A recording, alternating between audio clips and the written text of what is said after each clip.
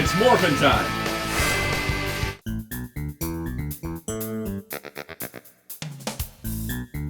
Hello, this is Soundout here, and today we're going to be talking about Universal Fan Fest nights and my overall vacation.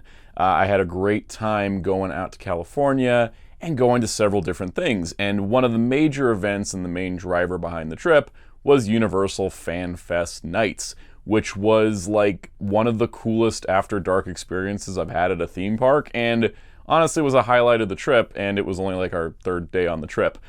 There's a lot of cool stuff that I want to share with you and talk to you about. I'll also throw in some little nuggets from the rest of the vacation at the end of the video. But I really wanted to talk about how great Universal Fan Fest nights was, and also just overall like my impressions and my takeaways. So if you enjoy this type of video, be sure to hit the like button and subscribe and the notification bell so you don't miss out on future uploads. I really do appreciate you hitting the like button. It seems small, but it does a whole lot on the algorithm side of YouTube, and I greatly appreciate it. So let's talk about what Universal Fan Fest Nights is before we get into the actual event. So Universal Fan Fest Nights is kind of spun out of Universal Halloween Horror Nights, which is something that happens at multiple Universal parks. Fan Fest Nights only took place at the Hollywood Park this year, but the idea of Halloween Horror Nights, which I have a video on last year's event if you want to go see it, that is very horror themed. You're going through haunted mazes. The experiences there are very horror inspired. So there's different franchises within the horror space as well as original properties that Universal's created for Horror Nights. And it's always really, really cool. I've had a great time every single time I've gone to Horror Nights. It's really one of the premier theme park events. But it skews very mature and very adult in a lot of its ways. And it also skews very horror. Like if you're not a horror fan, you probably won't enjoy Horror Nights. Fan Fest Nights, which Universal started for the first time this year, kind of takes that same approach of like, let's blend all these horror elements together, and instead tried to blend multiple fandom genres together. And that kind of provided, I think, a more appealing event for more people, but also just more age ranges. Horror Nights, typically the crowd going to Horror Nights is the older like horror crowd. Like most people that go are over 18. But it's usually like 18 to 40s. Maybe people older than that may not want to go through horror houses. But with FanFest nights, we had a wide range of people, anywhere from kids all the way up to older adults. And that I think is kind of an interesting factor as well. Now the cool part with the way that FanFest nights are structured is that they wanted to kind of tap into different fandoms. So whether you were a fan of one thing or many, you had a reason to go. And basically each of them had a little bit different of an experience. So what they ended up doing with FanFest nights is bringing in different franchises and different fandoms and kind of doing different experiences tailored to what each of them would be. So the first thing off the top, Star Trek was the thing that lured us in because I'm a big Star Trek fan. My family's big Star Trek fans. Like when they said there was a Star Trek experience, we were like, we need to go. And then when they added One Piece to the list, I said, oh, we have to go. There's no negotiating now. And that's kind of the two things that drew us in. There's also Back to the Future, which is really, really cool. We'll talk about that, of course. There was Dungeons & Dragons, which had its cool experience. Jujutsu Kaisen was there. And then the Super Nintendo World and Wizarding World lands had special events that were only during FanFest nights that added those into the mix as well. Plus, there was a special meet and greet themed around Wicked. So there was a lot represented. It was like 8 different properties represented, on top of the fact that during the event you could ride almost every ride in the park. Like if the ride wasn't down for another experience, like for example you couldn't do the studio tour because the studio tour was being done with Back to the Future, but you could still ride Jurassic World or The Mummy. Transformers was down for refurb, so you couldn't ride that. The Nintendo ride was open, the Mario Kart one. You could ride pretty much most of the rides. They even had like some of the more kid-friendly rides like Despicable Me or Secret Life of Pets open. So it was really kind of like amazing, especially because like the ticket price was like $74 to $85 depending on which night you went. And you would have like 7 hours in the park to do all these unique experiences, plus a lot of the stuff you could experience during the daytime. And that made it for such a great price value as to like what you could see. So the way we're going to go through this video is kind of going to go experience by experience and talk about them each one at a time. We didn't do absolutely everything. We didn't do anything related to Wizarding World or Jujutsu Kaisen. Kind of ran out of time. There's a reason we ran out of time, which I'll talk about in the specific segments. Might have gotten to like at least maybe seen the Jujutsu Kaisen show, which I didn't. But that was they did a 4D show for Jujutsu Kaisen. Wasn't a main priority for me because I don't know the series that well. But I heard it was pretty good. They basically took the show that they have in Universal Japan and then put it into the DreamWorks Theater at Universal Hollywood. It's like, here you go. And then I think Wizarding World had magical creatures you could meet from Fantastic Beasts. Those two things didn't interest me super much. Just didn't even go to those parts of the park. Now, the other stuff in the park was just top-notch, really great stuff, and I am very, very excited to talk about it. So, I think instead of going, through like, what was the best to the worst, we're just go through our night. Let's just recap from the first thing we did, which, of course, as soon as we got into the park, we went straight for Star Trek Red Alert.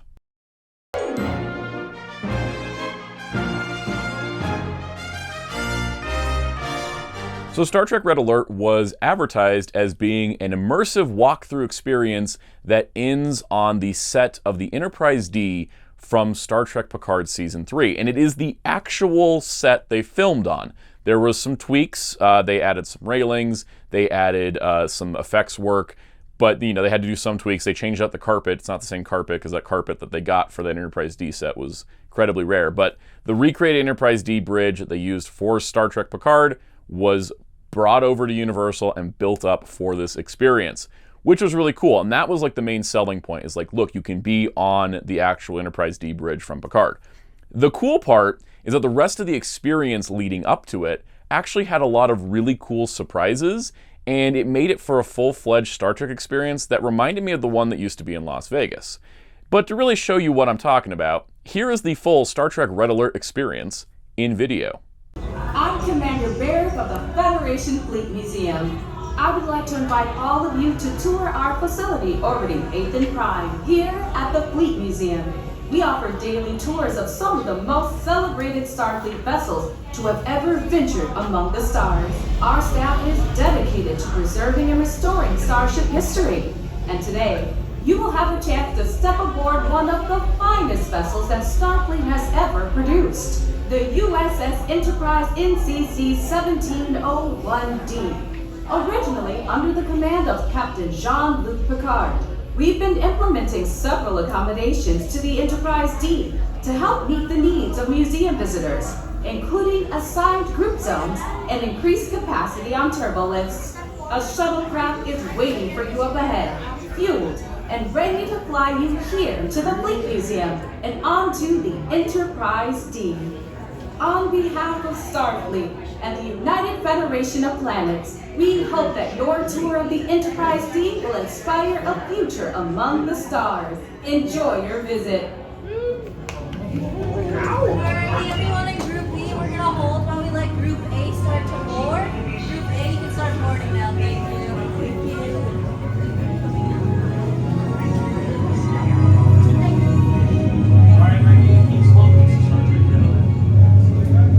Approaching Federation Fleet Museum. Welcome aboard the Enterprise D. Please run all available space and stay behind this yellow line sign. Hello, welcome aboard. Welcome. Once again, please fill in all available space and stay behind that yellow line. Attention, Welcome aboard, everyone.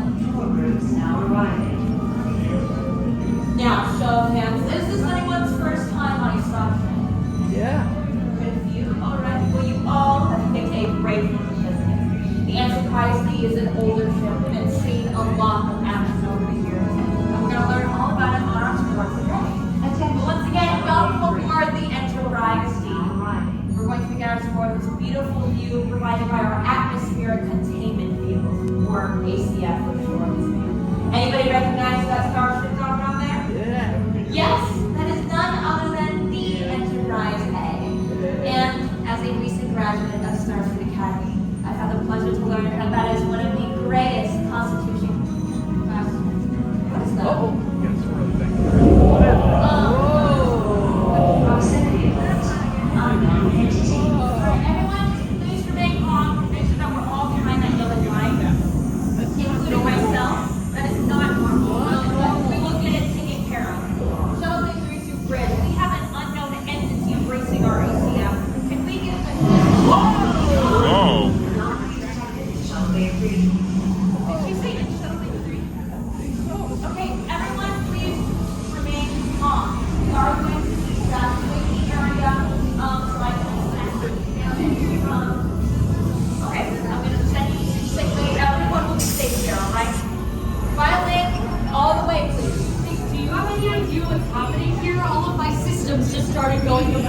haywire. Yes, alright, everyone in? Is everyone alright? Yes? Okay, good. We should be safe in here. This is not a part of the tour. We're trying to figure out what's going on as quickly as we possibly can. Okay, that can't be right. There's nobody. Let me see. Maybe there's some kind of. No. No unusual readings here. Let me try this. Come on. All this old tech and none of it works right. What in the neutral zone is going on here? Computer, analyze the energy signature of the interference. Is it isolated to this area? Negative. Anomaly present on decks 12 through 15, 16, 17. How is that possible? There are no readings indicating any kind Attention all of decks. usual... Yellow alert. Yellow alert, okay. That is not good. Whatever this thing is, it's on the move. Sickbay to engineering. Unable to complete transmission. Right now, something's interfering with my comm badge. Alright, everyone, I'm going to send you directly to engineering. If anyone here can figure out how to get systems back online, it will be them. Go straight through these corridors, stay in your groups, and be careful. Figure this out, alright? Here? Now. Alright, this way, please. Everyone in. Get everyone in here. Let's go. Send you. This room isn't a part of the tour today. Everyone just stand by and don't touch anything. Okay, now is not a great time for a tour group. We are in something of a yellow alert. Which means this is a dire situation, but we will figure it out. Even though a tour group should not be in here. Okay, it doesn't matter. They're here now. What is this thing? Whatever it is, it's spreading to nearly every system of the ship. Alright, can you find a way to slow it down? That's what I'm trying to do, but this Access denied. thing keeps blocking the other system to override. We can reverse the polarity of the symbol. The warp core. It's destabilizing. We're losing magnetic containment. Careful near the warp core. Nothing's responding. For immediate evacuation. Red alert. Warp core critical. Immediate evacuation. Which means we need to get everyone off this ship now. To the turbo lift. Go to the turbo lift. Quickly and This way, quickly. as you can. All in, fill up the turbo lift. Computer emergency override. All in, you have to get close to the door here so we can get you out. Get the pull up right here, there we go. All in, guys, all in. We need to get the transport. The door.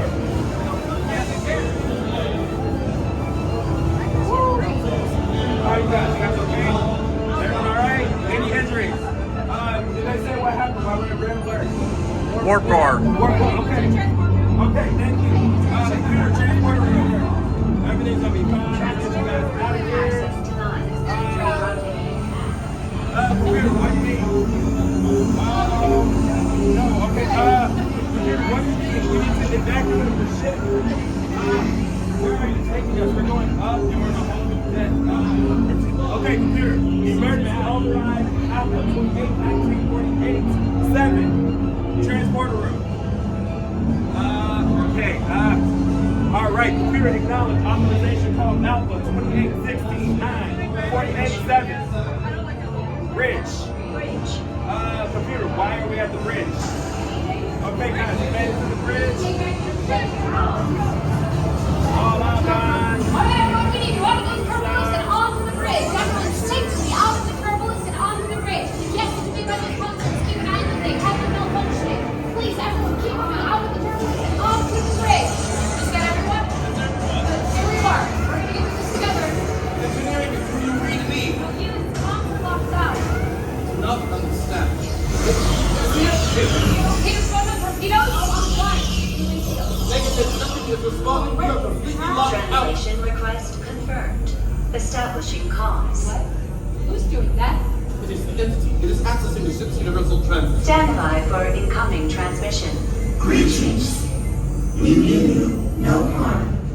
We apologize for concern. We were curious, fascinated by your kind. Computer, scan, and identify the entity. There is currently no entry for this life form in the Federation database. What? You two were born of the stars. You will be remembered until next we meet. Did we just make first contact? Yes. Oh, I need to report this to Starfleet Command. But first, let us get all of you to the transporters. Bridge to transport, sending the tour room your wings. Live long and prosper. All right, everyone. Hold on. Okay, we're gonna send you to the sacred background.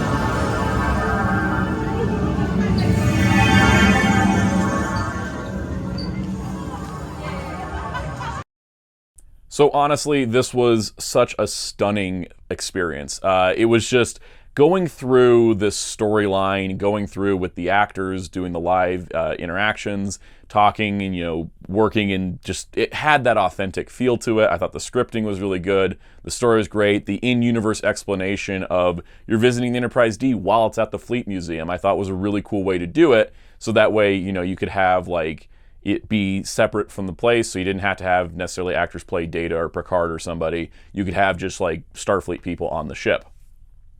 And adding to this, it was incredibly efficient. The wait time, the night I went, which was May 11th, it was the third night, it was the third week's Sunday night, which was usually the Sunday nights had less crowds. The wait time for this attraction, when we first got there and it first opened, there was a huge wave of people.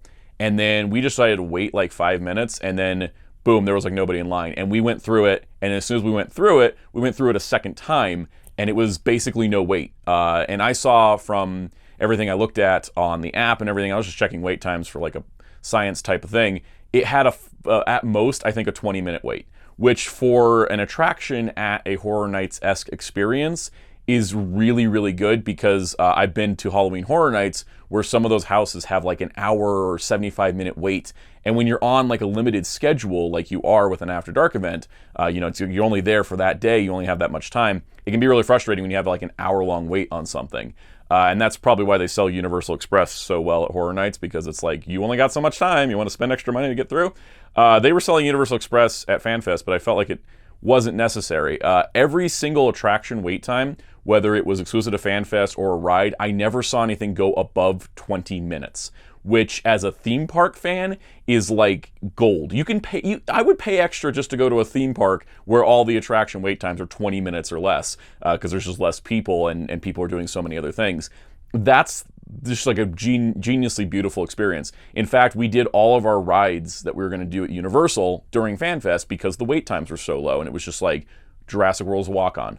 But focusing back on Star Trek, the thing I really loved about it was that it gave me the feeling of the Star Trek experience in Las Vegas, which I had the privilege of seeing about 2 years before it closed. And that was kind of an interesting experience, because in that you went onto the, you were like brought onto the Enterprise, and you went through the transporter, and you're transported from Vegas onto the Enterprise, and then you're on the bridge for like the pre-show, and then they put you in a motion simulator ride. Whereas with this experience, it was all focused on like, you're going through sickbay, you're going through engineering, you're going into the turbo lift, you're going on the bridge, and the final section being on the bridge, you felt like you actually got to have like a little bit of time on the bridge. And there was even time to take photos while on the bridge if you didn't have flash photography and weren't being disruptive. One of the team members took this picture of my mom on the bridge, which was just delightful, because my mom, of course, is the biggest Star Trek fan I know. And so she got to have a little nice little photo on the bridge. So the thing I found to be great about it was that they kind of just like made the sets and the live actor part the main experience. Whereas with the Las Vegas version, which was amazing, it was focused on like kind of like the bridge was like a pre-show to the ride. This was the experience, and I thought that was super cool. And the way that they kind of put everybody into groups and then moved people scene to scene kept the whole thing so efficient. And kind of wonder if maybe Horror Nights could go to that with some of its mazes instead of just having like a straight conga line through a house. Could they put people into groups and then they might be able to work with capacity?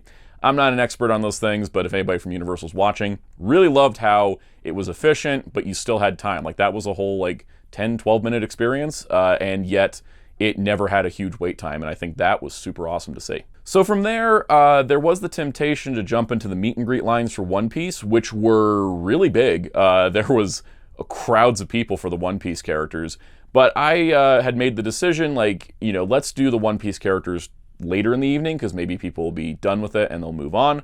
And that was kind of what we ended up doing. So we decided to head to the lower lot and check out the Dungeons & Dragons experience.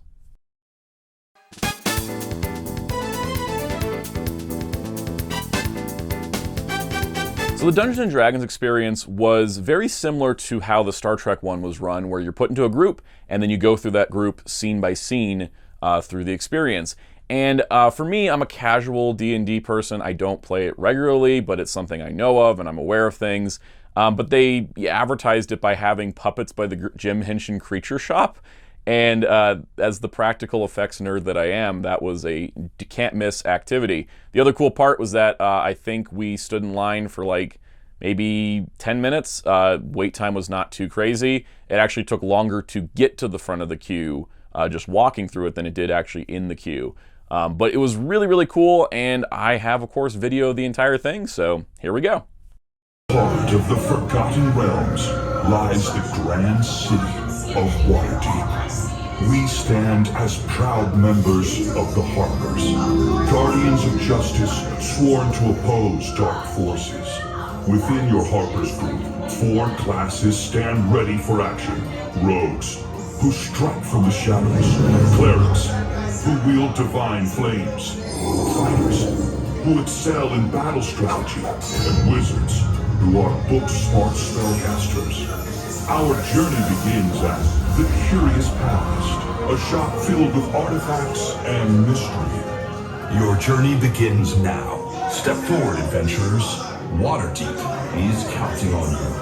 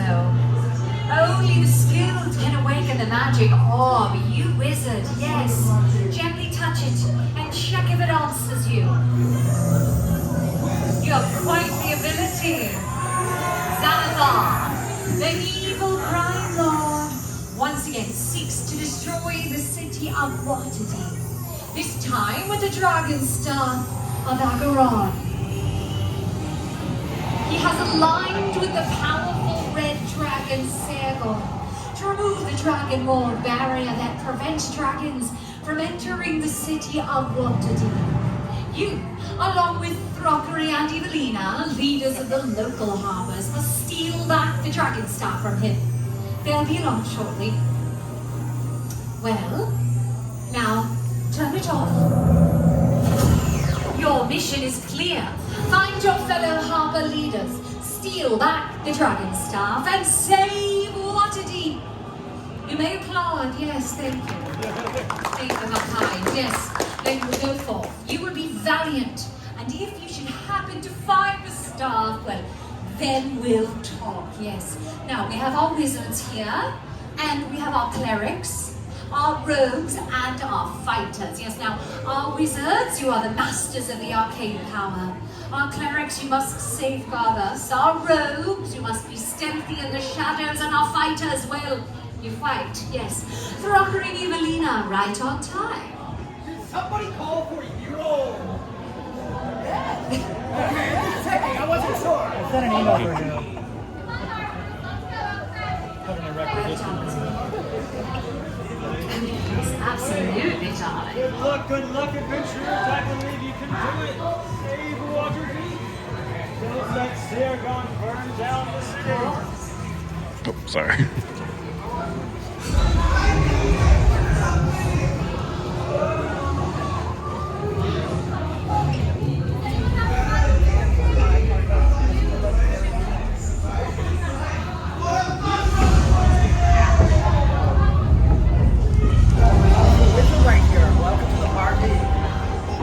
Oh, Elena, any luck fighting the rod of absorption? I'm not seeing it anywhere, Croc.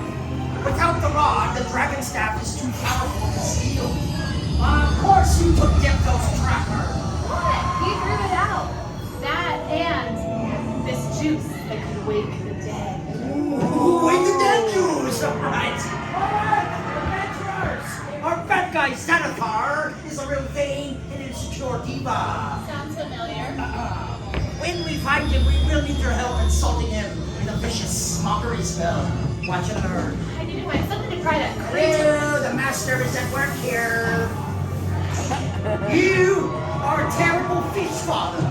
Now you all try. Let's start with a simple food. Right, we're a little timid, but that's okay. I think we're a little timid. I like to hide behind things too. What is that? Mortals, the Dragon Lord no longer protects your city.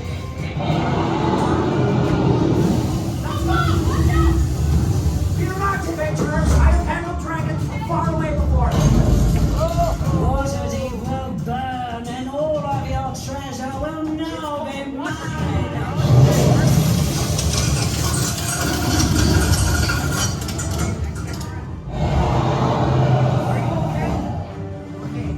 Well, Evie, we're gonna have to split up the party. Okay, I've got the rod. It's time to move. I went to the barracks. Stay close behind and touch nothing.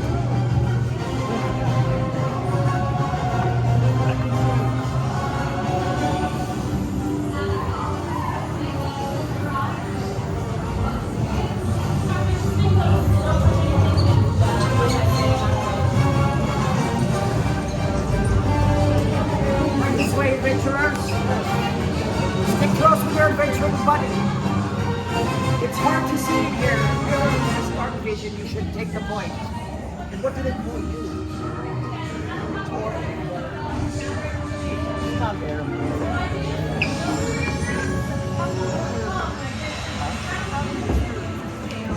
Well, that was quite heated. Wait. Did you really take that little wand? It looks like the one with lightning bolts. Oh, does it? This looks like something else you're gonna take. What is this? Puzzle piece? Why is there a puzzle in here? So I think it's our way out of here. Solve the puzzle, doors unlocked. Unless you've got a better idea. Oh, Victoria, how about some dancing lights so we can see? I will give you some far to get started. Oh, wow, very well done, Victoria. Look at all these trinkets, Evie. Calm down. Grow up, Brock. Wait. I think this is the entrance to Xanathar's lair. Okay, my rogues, have you found a way out of here yet? Great. Any fighters over here? Do you detect any monsters in the area?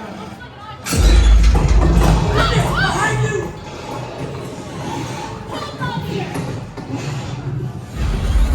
I am not in the mood for any more mimic surprises. It's time for a Thunderwave!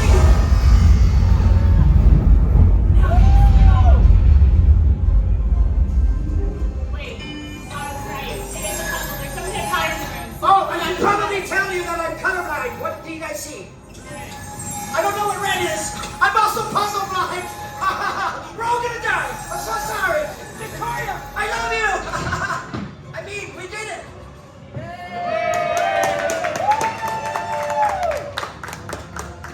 Hey, Croc, if this really is the entrance to Xanathar's lair, a little less and a little more. Okay? That goes for you. That was called acting, my friends. I was never scared. Right? Now stay close, my friends, and be extra careful and quiet. This is where we're going. We may not...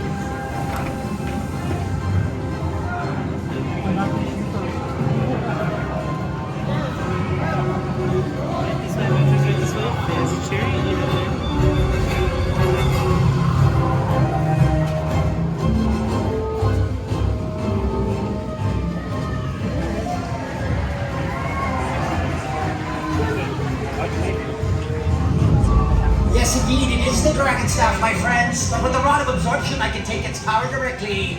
There's nothing quite like stealing from thieves. But be warned, adventurers. Touch nothing. We don't know if there's a curse here or not. Edie, where are you? I'm here. Hurry up. Okay, I'll assume I heard that.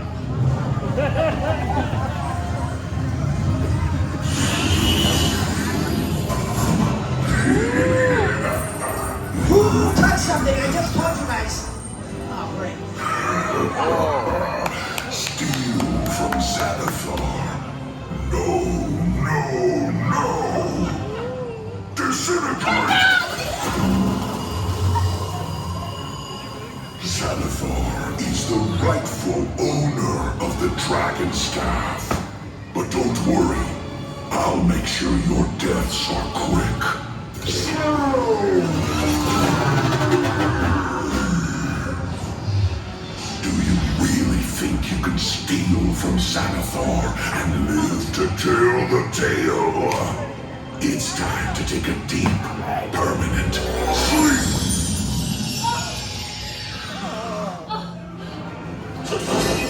Now, my baby! Quickly, everyone! Vicious mockery! Now!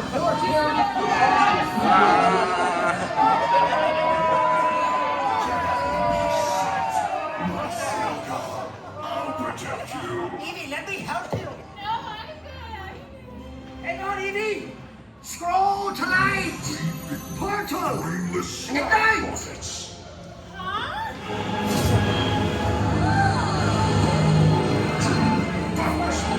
Wastes of space!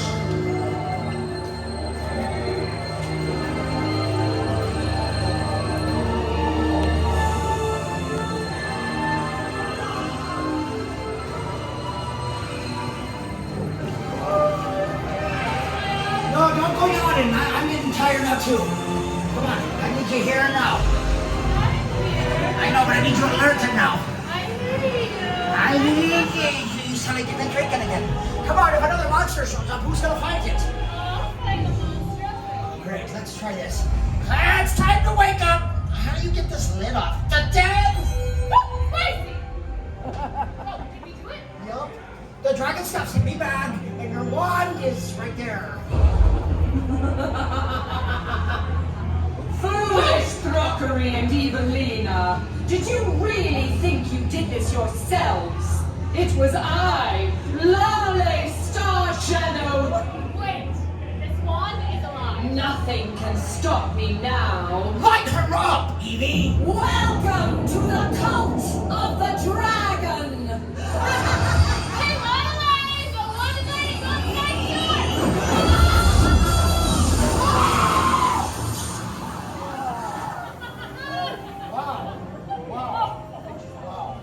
Well, the dragon staff is secure. Waterdeep has been saved. Our mission is complete. And I've got my new friends today. Where? She has friends now? I'm speechless. We will secure this. You need to go to the First World Tavern to secure a drink. Until our next adventure.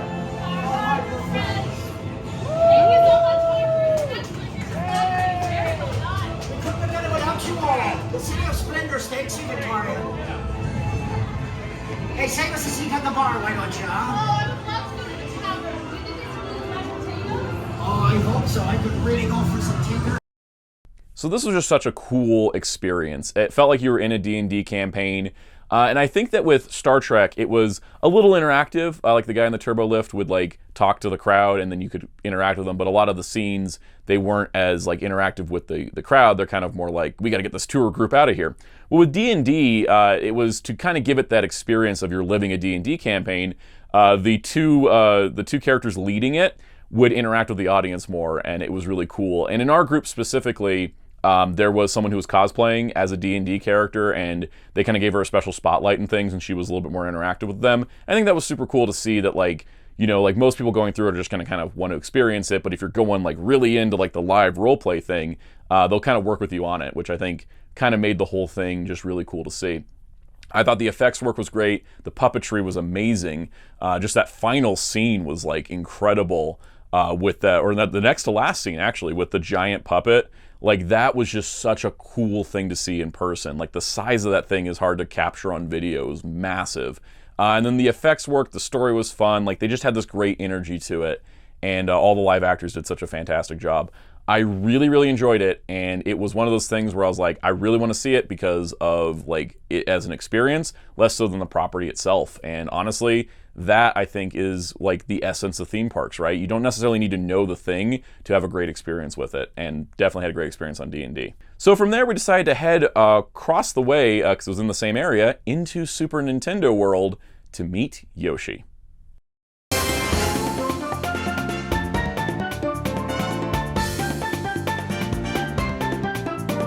So debuting as a meet and greet character for the first time in a Universal Park was Yoshi. And Yoshi, of course, is like one of the most beloved Nintendo characters. One of my favorites, one of my personal favorite Mario Circle Nintendo characters. And so meeting Yoshi was like really, really fun. Like, I got this picture where I'm hugging Yoshi. It's amazing. It was really cool. The way it ended up working is that there was a couple different ways to meet Yoshi. So there was the normal meet and greet with the green Yoshi, which is what we did, which basically, I want to say like Yoshi was out like, you know, it's like Yoshi would be out for like 20 minutes, gone for like 10, 15, come back. Like, and so they had Yoshi there all night, and it was just cycling through Yoshi. And what they would do is they would open up the queue, you'd get in the queue, they close off the queue, they do the Yoshi meet and greet, and they'd say, okay, the next time Yoshi will be here is at this time. You'd get in the queue, you can get at the queue at this time. And so they'd load a queue, and they just kept cycling Yoshi in and out. So it's like, if you wanted to meet Yoshi, you wouldn't have to wait that long, which I thought was really great. And they kept a kind of a small queue area. They kind of had him meet where Toad normally meets during the normal days, but I thought it was really nice that not only did they tell you when's the next time you can meet Yoshi, but in the app, it tells you when's the next time you can meet Yoshi, or meet Princess Peach, because Princess Peach was there that night. We didn't meet her on FanFest because we were kind of doing a thing on the next day, which we will show off in a minute, but Yoshi himself was really cool. It was just really neat meeting Yoshi.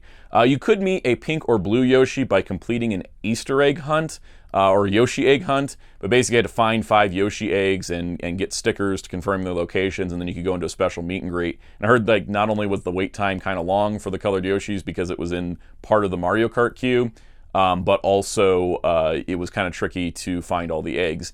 And for us, we kind of decided, let's just meet green Yoshi and call it a day because we have other things to get to. But I thought it was really cool that they kind of made an extra experience in Nintendo World over what we would normally have in the park, plus all the mini games were running and the Mario Kart ride, which we went and rode, and it was fantastic. I've ridden it once before, and it was really fun. It was just kind of like a great experience, just popping into Nintendo World and getting to meet Yoshi. So from there, we decided to go get some food, and this is going to be probably one of my critiques on the whole experience, and that was we went and got food from Sanji's Galley, which is in the Cocina Mexicana restaurant, and it was all dressed up to look like Sanji was taking over the place, which I thought was great. All the food was themed after One Piece characters. Everything was like named like Nico Robin's Tropical Iced Tea. And then we ordered this sandwich. I gotta tell you, this sandwich was not worth the drama. So this was the Zoro's Torta sandwich, which was really fun because the sticks to hold the sandwich together were 3 katanas that looked like Zoro's katanas, which was really, really cool. And it was pretty good. It had like shrimp, and it had like a green, like I think it was an avocado sauce or something, because it was like Zoro, so it had to have a green element. It was great. The problem is that when I ordered it, I thought, just order it, no problem. Go to the pickup window, and they're like, it's going to be like a 5 to 15 minute wait. Takes a little bit longer to put it together. Okay, no problem. So I stand and wait there. No one comes out to bring me my sandwich, and I'm like, okay, so it's been like 15 minutes. So I go back up to the window, and I'm like, how's that sandwich coming? And they're like, oh, it'll be another 5 to 10 minutes. They're still working on it. And I was like, could I switch it to something else? Because I was looking at the time. It was like, I think it was like 11:30, midnight-ish. The event started at 7, ran to 2 a.m. So like, We're like at 11:30, and I'm like, I need to go to Back to the Future still. And I still need to meet the One Piece characters. So I was like, okay, let me just switch it to something else. And they're like, wait. You got to put the sauce on it, it'll be done. I'm like, okay. So in total, I waited 25 minutes for that sandwich. And it was good. It was a good sandwich. I really liked it.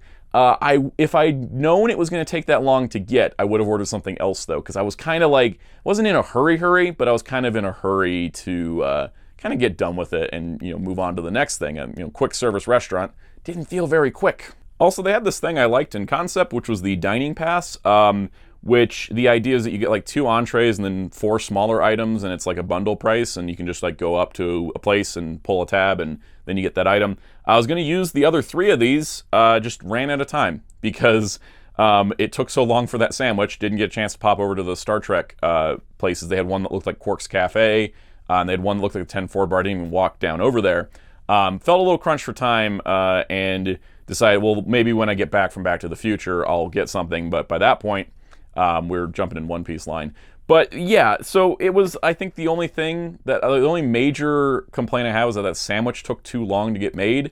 And that was like the only real negative. I felt like I sucked up a lot of time waiting for what was ultimately a good sandwich. But if I'd known it was going to take that long, wouldn't have ordered it. So from there, it was time to travel back to Hill Valley 1955 with Back to the Future.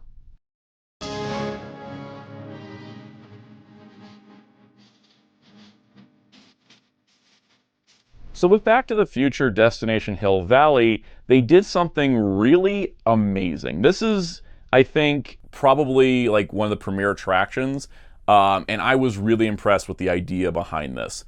They recreated Hill Valley from Back to the Future in its 1955 setting on the Universal backlot, because that's where the movie originally was filmed. They dressed the clock tower to look like it did in the original movie. They had scenes from the movie being recreated in live performance by actors, from anything from Marty and Biff like arguing, to the prom dance, to like the clock tower being struck by lightning.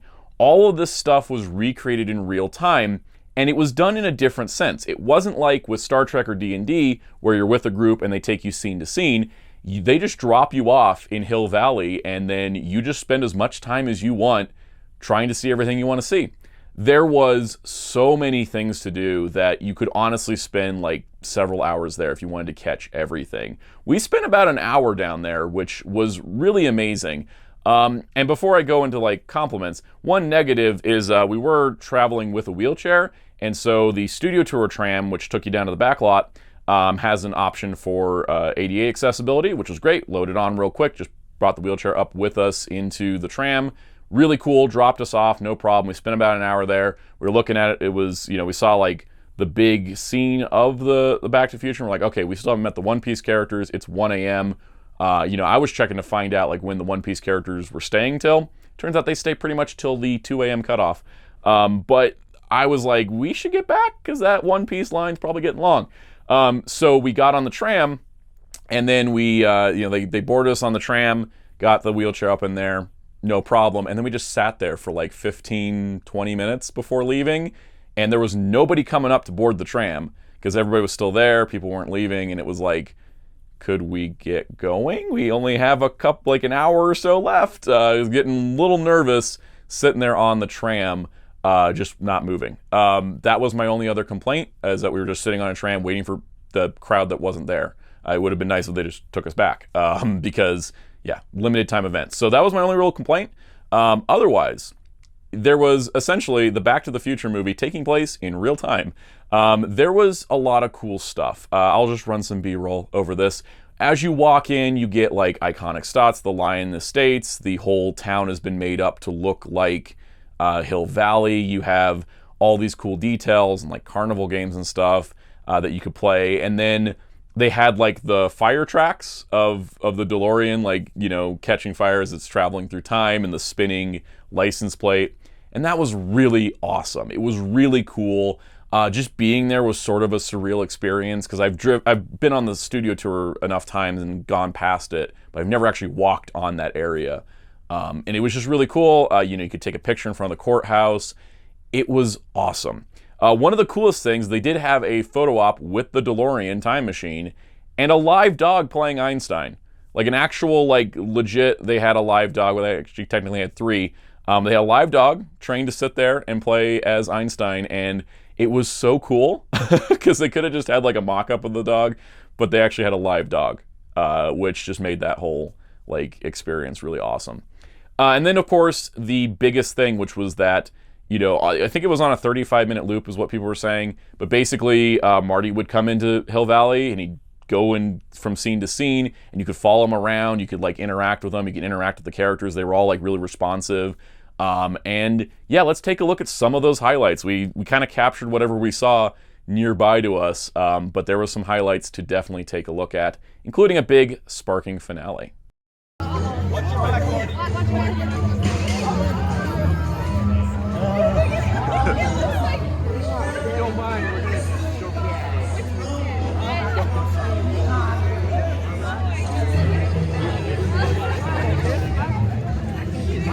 I need to love it, and that's alright. That's all. Won't you be mine, my darling dear? Love you all the time.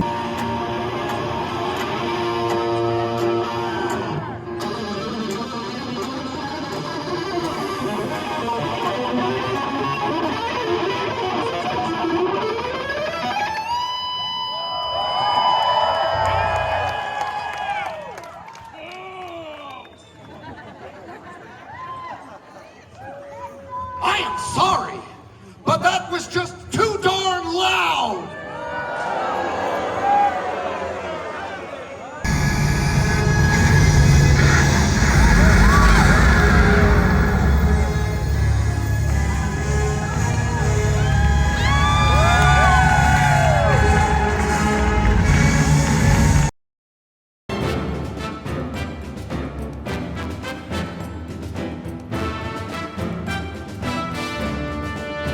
So from there, the last thing on the checklist was to meet the One Piece Straw Hat Pirates. And let's get to that. This was such a cool experience. So during the early part of the event, they had them separated as Luffy, and then Zoro and Nami, and then Usopp and Sanji. There was 3 groups, 3 lines.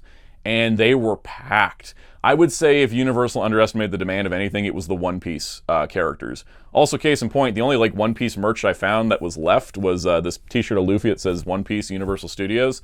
There was some other merch that sold out early in the event, and there was a lot more people going for this for One Piece than I think they anticipated.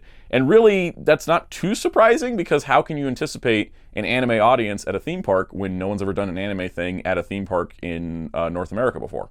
So that was kind of like, it was a new experience, and I think they realized how popular One Piece was, and specifically how many people were coming out to Hollywood specifically for a One Piece experience. And the experience here was getting to meet those 5 Straw Hat Pirates. The cool part is that we did wait till later in the event to go meet them, and that was hoping the crowd would be lower, and it was, because after a certain point, I think it's like 12:31 a.m., they take all 5 Straw Hats and put them together into a single experience to meet all 5 of them at once. Let's take a look. Missed opportunity. But hello, gentlemen, please. Hello. Hello. It's the coolest pirates in the whole world. Maybe, but I'm not sure. No. That's a good question. I honestly don't know. I will. I know you'll find the treasure if it exists. Jolly Roger and Yes, Jolly Roger and Chopper. I came prepared. He kind of tries to run away a little bit. I get lost like he does. Alright, come on in, guys. You're the one that's holding everyone together. So that was just a really great experience. The actors playing these characters have their parts nailed. They've got the costume work. They look really great. They had the personalities down. And they also spent time with people. I have been at meet and greet lines at events, I'm not going to name names, Disney, where you kind of just take a picture and move on. We waited, at 1 in the morning, we waited for 45 minutes to meet the Straw Hats. and I enjoyed every minute of it. And the reason why is because they weren't behind a wall, they weren't closed off. While you're in line, it's like double back in front of the area where they're at, and so you're seeing everybody meet them, everybody taking photos with them, the interactions, Sanji trying to like, you know, impress the women, Luffy trying to figure out where the food is, Nami trying to figure out if there's any treasure to steal. Like, everybody was interacting with these characters, and there would be cosplayers. Like, there was a Nami cosplayer that came up, and Sanji ended up walking away with her instead of the actual Nami, and then she got pissed about it. And it was like, little details like that was just so much fun, because you saw everybody having their fun experience.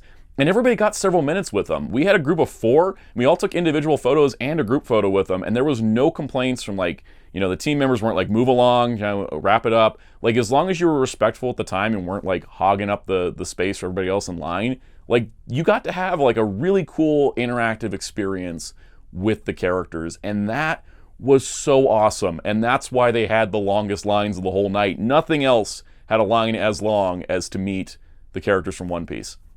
And so if they do a fan fest in the future, I could see them adding more characters. It was just so amazing. And I really was glad that we ended up waiting till the end of the night to do it, because got to meet them all, 5 of them in once, all got to do it in one line, and it was just super, super cool. All the actors involved with this just really committed to it and were really fantastic. And I was just really happy. It was just like, it was such a cool experience. Also why, like, in the video, I was a little flustered talking to Nami, because I was like, I don't know what to say. It's like so cool, because it was just like, you know, kind of like the mystique of like, these are the characters really came through because they played the characters so well. Now, as like the last thing we did, we kind of popped into a gift shop, because we hadn't really done that all night, because we were kind of like, we gotta go to Star Trek. But we were like a few minutes left, and I thought we had missed the Wicked meet and greet. They had Elphaba and Glinda as advertised to be as part of the meet and greets. They didn't have a scheduled time, like you couldn't figure out when they were at. They weren't there when we first walked in. And then we never got to the front of the park again until after we'd done all that other stuff. It is 1:55 in the morning, and Elphaba was still there. So we got our photo with Elphaba, which was great. It was really cool. She had the look, she had the personality, she was really fun to meet. It was wild, though, that like we were like 4 minutes from the event closing and she was still out there. And the One Piece characters were still out there. I thought that was so cool, because a lot of times with these events, things will start to close after a certain point, and they kind of want you to get out. But like Back to the Future, the clock tower thing stops happening around midnight-ish. Like when we saw it was like the last time they do the full thing for it. The Mario Kart ride closes at 10 for whatever reason, but pretty much everything else was open till like 2. And that was really awesome. Like if you were trying to like get every single minute in at this event, you totally could. And I thought that was just amazing. And then leaving the park, they had the market research team outside the gate, and they were like, would you like to talk about the event? And so we gave them a lot of feedback, talked about the dang sandwich wait time, and kind of like how we got stopped waiting coming back from Back to the Future. And they took all that in, and they were like, would you like to do a survey? We can send you an email link. And I filled out the survey as well. But that is the kind of cool things they wanted to see, how we reacted to it, what were our thoughts on it. And I mean, I gotta say, it was like one of the best After Dark events I've had. I think that in terms of quality of event, Horror Nights still beats it, because of course this is the first year they've ever done it. There's, some kinks to work out. But in terms of enjoyment on a personal level, I really loved FanFest. And part of me is like, okay, they're kind of teasing they're gonna do it again next year, and kind of waiting to see what they'll do, because Universal Japan always does a One Piece stage show on their Wild World stage. It looks exactly like the one at Hollywood, so, maybe we could do that. That'd be cool. But yeah, we'll see what they end up doing and seeing how they adapt and build out the event. But as a whole, we were there from 7 p.m. to 2 a.m. and even beyond, because we were talking to market research for a while. It's just a great event. Absolutely stellar across the board.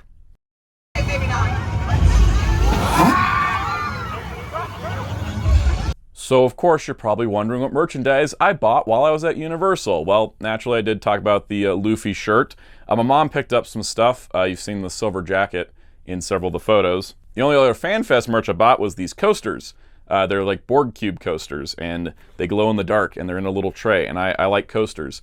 Anybody that's ever been over at an event I have, they get a drink onto a table without a coaster. They're getting a coaster under it. So these are really cool. It's just a nice little set of coasters.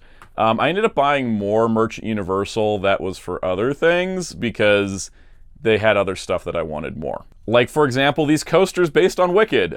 They had a whole Wicked, there's a whole Wicked themed shop in the park, and this was like a really sturdy coaster set. Like, they're really like nice, like kind of tile material, really, really good coasters. Again, coasters, my thing. Also in City Walk, they had a preview store for Epic Universe, which is the new park that opened in Florida, which has a whole themed land to the Universal monsters called Dark Universe. So they actually had Dark Universe merchandise, like the shot glass that I thought was really, really cool. Got this glow-in-the-dark pin set with like silhouettes of 5 of the monster designs that were made for that land. And I got this lanyard pouch, which has like the promo artwork for Dark Universe. I also got this set of plushies that are like the cutest things ever, and I probably spent more money on those than I should have, in the sense that like I bought all of them, but like look at them, how could I not? I love Universal Classic Monsters, and they treated me well there. I mean, I didn't buy as much in the other categories as I thought. My mom bought more Star Trek stuff than I did, but my personal stuff, yeah, those plushies, that was the winner. So with FanFest stuff aside, let's talk about the rest of my trip. So the day after FanFest, we were there till late, so we kind of went into the park a little later. The next day, we had a goal to meet Princess Peach. She was there the night before. My mom wanted to wear all of her Princess Peach stuff, and mission accomplished. Look at that. A mom at Princess Peach. Really great. Actually, I think I have video. Roll the video of the Princess Peach encounter. Greetings, my friends.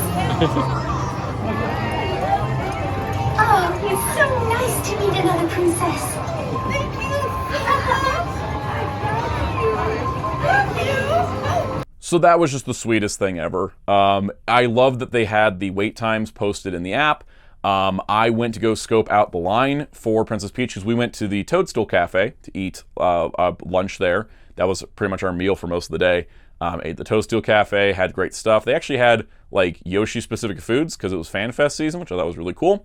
And then afterwards, like everybody was like, all right, we'll hit the bathrooms. I was like, I'm gonna go check the Peach line because she was supposed to be doing a meet and greet. And I was like, oh, the line's not too long. And they're like, well, we'll cap the line off soon. And I was like, I gotta go find my mom. And the team member was like, you can stand in line, she can come join you. And I was like, oh, great idea, thanks. So shout out to that person because that made it work. I called my mom and I was like, you wanna meet Peach? Now's the time. So she popped on over and we got to meet Peach and it was adorable. It was great. After that, our next goal, we went over to Waterworld because Waterworld is one of like the best like theme park stunt shows I think ever. It has lasted like pretty much 30 years. It's outlived the legacy of the movie it's based on. It's always a blast. I have like a great time seeing it. I hadn't seen it in a few years. And so it was really nice to go back to Waterworld. First time my parents had seen it. Amazing actions, amazing stunts, terrific acting. Did not know this. I don't know if this is new or like has been a thing, but after the show, they had the actors out. We went to the last show of the day, but we got to meet several of the actors, do photo ops with them, talk to them. These are professional stunt people. Some of them have been, doing just Waterworld. I think a couple of them said they were doing Waterworld in Japan, and then now they're doing it here. Just great talking to them, meeting them, putting some faces and some names to the faces of the people that do the stunt show. And God, Waterworld's just a treat every single time. And then from there, we had one last goal, which was going to studio tour because we couldn't do the studio tour the day before because it was FanFest and they were doing all the Back to the Future stuff. But we got to go do the studio tour, and studio tour is one of the best theme park attractions in the world. And it's one of the oldest too, because that was how Universal started, by doing tours of their studio, and then they built a theme park around it.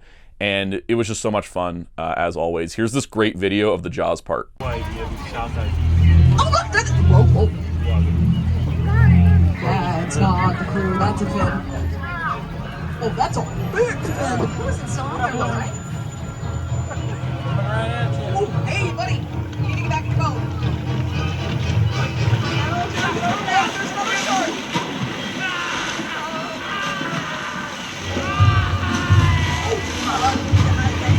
He's fine.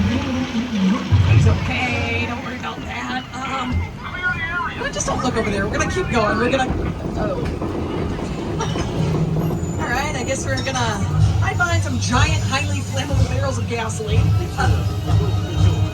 Did the shark just take part of the beer? Wait a minute. I'm looking out here. I can even see the shark. Just the shark in there? Oh, you know what? I bet all the fire just scared him off. Ow! Okay, maybe not.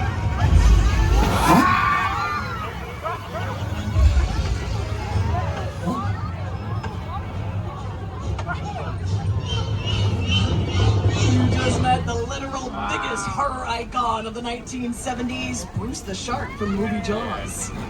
They were filming Jaws. Steven Spielberg started to call the shark Bruce because Bruce was the name of his lawyer. Thankfully for him, his lawyer worked way better than the shark. But they had so many problems. They tested their mechanical shark in a freshwater tank, but filmed on location at Martha's Vineyard. Nobody thought about the fact the salt water could act differently. They put the shark in the water, the salt jammed up all the gears, and it sank to the bottom of the ocean. Anytime you have water in a scene, it's going to add some extra challenges. Yeah, isn't that amazing? I put my mom on that side where the Jaws would be, and I was like thinking she could get a pretty good video of it, and it was really cool. I love the studio tour so much. I'm looking forward to seeing what they're going to add too, because they took the Fast and the Furious thing out of it because they're building this massive Fast and the Furious coaster right now that's just like taking over the park, and they're like, we're going to put something else in the studio tour. I'm like, do something with the classic monsters. Throw me a bone here. I don't want to go to Florida. But yeah, it was just a great time at Universal. Wonderful experience. Okay, so from here on out, I'm going to give some brief stories on the rest of the trip. This is mostly for those of you that are curious what else we did. There was had a really cool experience after Universal. We went to just some mall in Los Angeles, and I'm going to do an entirely separate video about this, but here's your teaser image. And maybe you can figure out what it is. And that's all you get for now. Subscribe so you don't miss out, because I have a filming locations video coming up. I've never done one of those before, but this was like something really special for me. So I was like, let's do it. That will be coming soon. Probably next week, maybe later. From there, we went to Disneyland. So naturally, when you're out in Southern California and you're fans of stuff like I am and everything, we go out to Disneyland.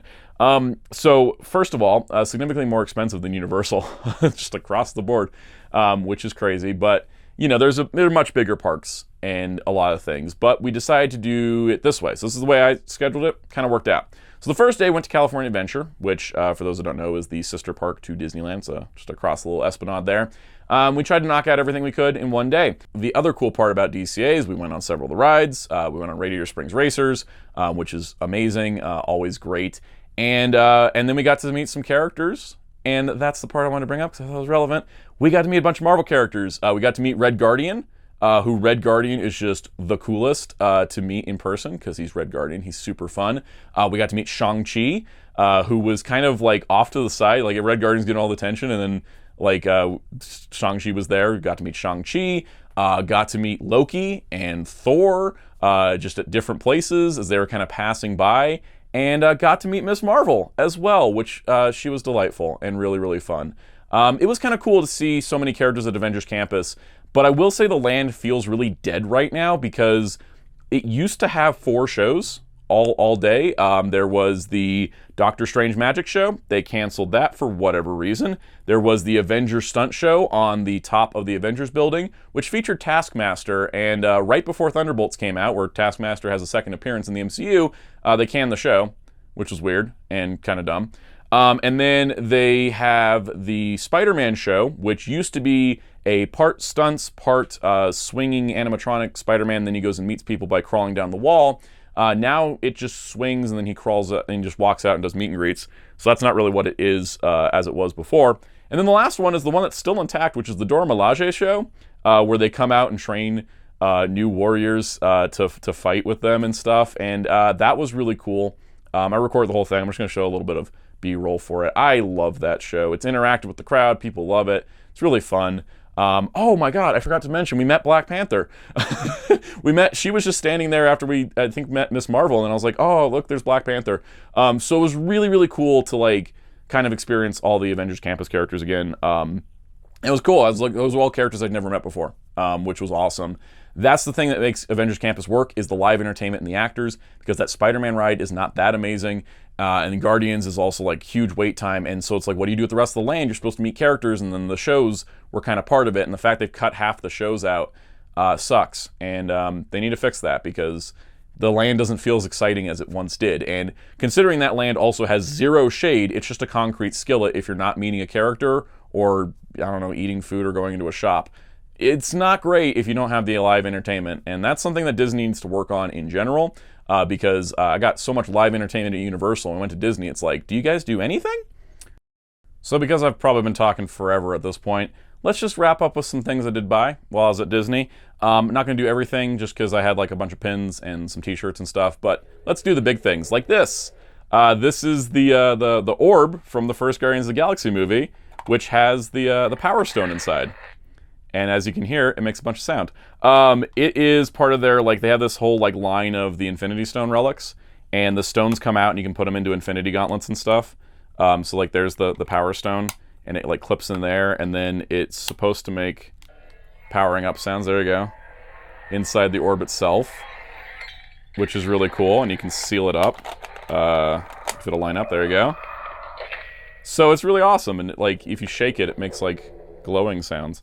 Really, really cool. Comes with a little stand that the collector had it on, which was awesome. The thing that surprised me about it was that it was $50, and I was like, $50 for the orb. I wanted it. It's a it's a Star-Lord thing. Big Star-Lord fan. I have the helmet and the blasters for a reason. But the cool part is that the outer shell of this thing is actually die-cast metal, so it has like a really great weight to it. In addition to all the electronics inside, like these outer die-cast plates, made it really feel worth the money. Didn't know I had that till I bought it. I just kind of like was like, I really want it. I'm gonna get it, and I got it. And yeah, nice orb. Honestly, really cool. They always do these crazy like popcorn buckets and drink cups for Disney stuff. And Universal does it as well. Universal sometimes will sell them in the gift shops, which I really appreciate. Disney's like, you got to go get it from a food stand. Sometimes it can be stressful. I stood in line for an hour for this Mickey Mouse popcorn bucket that my mom really wanted. And it like lights up, or no, it doesn't light up, it motorizes and talks. I'll put a little video clip in of it here. Hi, Mickey. Hiya, I'm Mickey Mouse. For those that follow theme parks that don't understand how this is a popcorn bucket, legally it is because you can put popcorn in there. I wouldn't want to, but you can. And so we got that, which was really cool. And the other one was the drink cup, was Harold the Yeti from the Matterhorn ride, which ironically was down for refurbishment. It's funny how things don't sync up like that. He is technically a drink cup because there's his straw, and you fill him up by like decapitating the poor guy. But yeah, I didn't actually fill him with a drink. I just got a bottled water instead with it. But he does this. So there you go. I thought he was great. I took this photo of him next to the Matterhorn mountain. It just brought me a little bit of joy. I had fun with that. Yeah, this was my like purchase for this, and I really liked it. The fun part too is it technically counts as a Guardians of the Galaxy item because the old Harold the Yeti animatronic is in the queue for Guardians of the Galaxy Mission Breakout, whereas they've replaced and put in new ones, which they did for the 60th at Disneyland. But yeah, it was just really fun to get a cool Harold, even though I actually don't like riding the Matterhorn because it's rough and it makes my back hurt. And then of course, you knew I couldn't leave the park without buying something for Indiana Jones. Yeah, this was actually like super brand new. It is an artifact set. We got the Golden Idol, the Holy Grail, the Dial of Destiny, the amulet. What's the official name of that? The Staff of Ra headpiece, the Sankara Stone, and the Crystal Skull. I have 5 of these in like full-size versions, but they never did a full-size like Dial of Destiny, but I just thought it was really cool. I picked it up the night we went to California Adventure. I ran over to Disneyland and I was like, I need to get this at the nighttime so I don't have to carry it all day because it's huge. But really, really cool. Really love that. I had a good time. I had a great time on this trip. It was really fun. You want to know what the best thing was I bought? My favorite thing out of all the purchases, out of everything I went to? It was this book. Yeah, so before we went to FanFest, we went to the Academy of Motion Pictures Museum, which is like way better than anything else the Academy does with their award shows. I say this as kind of a joke, but legitimately, like, it's a museum of motion picture, and it's like motion picture history. But the way it's structured is it's like broken down by like the filmmaking process and like how everything's made. And there's like rooms about sound and rooms about costuming and storyboarding and storytelling and color theory and like all kinds of stuff. There is so many cool things to see there, but I just love the overall presentation and also the way that they mix in not just live action films, classic modern films, franchise pieces, art films, international films, and animation is put into the same like pedestal as everything else. It's not like where sometimes you watch the Oscars and you're like, why does animation feel like it's treated second class? Why are foreign films not treated with some respect? Why are things in franchises not recognized for their artistic talent? that kind of stuff doesn't exist in the museum itself, and that is fantastic. Here's some highlights, because I took a ton of pictures, but here's some highlights. The original animatronic heads from American Werewolf in London for the wolf transformation, that was incredible. They had Andrew Garfield's Spider-Man suit from Amazing Spider-Man 2. They had Halle Berry's Storm costume in like really close together to each other. But by far the coolest part for me is they had an entire exhibit on the cyberpunk subgenre of science fiction. And I love the cyberpunk genre a lot. It was really, really cool because like it was going into that exhibit, I was like, I know like every movie in here. And particularly they had Ram's costume from the original Tron on display, which first of all, I didn't even know still existed. Second of all, did not know it was up in this museum at this time. Beautiful surprise. I was very, very excited about this. And the whole experience was great. They had like, you know, they were talking about the themes of cyberpunk from, you know, different types of films. There was films from other countries. It wasn't just US-based ones. They were like, here's Blade Runner, but here's Ghost in the Shell. Here's Akira. Here's a film from Brazil I actually hadn't seen. Really amazing. Love that experience. And in the gift shop, they had the exhibit catalog for the cyberpunk exhibit, because it's like a limited time exhibit. So it actually is marked, you know, Academy Museum. And it's, you know, cyberpunk envisioning possible futures through cinema. I'll try to find, oh look, it's a Tron page, there we go. I was like hoping I could find something I could show on YouTube. But this is like really in depth as to not just what's in the exhibit, like they had the original Sid Mead Tron drawings, and then there's the costume for Ram. So like these are what was in the exhibit, but it has like all this information from people that know what they're talking about in terms of like the films themselves, their themes, their ideas. So it's not just like a photo book, but like an actual like sort of explanation of the movies themselves and like how everything correlates together. And that was like my favorite purchase on this trip, because this feels like a unique thing. You can only really get it from the Academy Museum, and because it's like an exhibit catalog. And yeah, it was probably like one of the more, I think probably it was priced a little higher than I thought. It was like $42. I was like, ooh, that's a lot. But considering everything that's included, like here's Tetsuo the Iron Man, which had a little chapter for it as well. I was like, this is too cool for something I love so much. So long story short, I had a great time on my trip. The film nerd in me was super happy. The theme park nerd in me was super happy. And in general, just felt like a great little reset of life, and I really enjoyed it. So hope you enjoyed this look back through my trip. I know it was long, it was lengthy, but I just wanted to share all these experiences, and I thought, let's not cut it up into multiple parts. Let's just do one big video and see if you guys like it. So if you did, leave a comment down below. Tell me you enjoyed it. If you hadn't already, please hit the like button, hit subscribe, and the notification bell. Keep up with future videos, because like I said, there's still another video about the trip, but it's kind of a separate thing. You're going to enjoy it if you like filmmaking, so I think it'll be super fun, and stay tuned for that. If you want to continue the conversation, you can join our Discord server. You can also get updates on the channel through the Discord server. And if you'd like to join as a channel member, there's perks like early access to videos, member-exclusive live streams. Let's give a special shout-out to our channel members. Special shout-out to all our channel members, including Spin-54, MasterBin95, Forever1000, Super Shaddix Boom, Mr. Smelly Potato, Starhu, Gabriel Saez, Luffy D Monkey, Joy-Con Girl, Mas Fuego, Oni Oni-chan, Dr. Grid, RC Scorchcore, Crestfallen Thoughts at Midnight, Paul Miller, Colby Massengale, Aggressively Relaxing, Michael, Kaiju1954, and B-Men. Thank you all for your continued support of this channel. If you so wish, I'm on social media at Soundout12 on Blue Sky. You can also find wonderful graphic designer on social media and Discord at DarkClaw643. And you can find Hero Club at heroesclub.com for interviews, news, and more. And until next time, this is Soundout saying goodbye.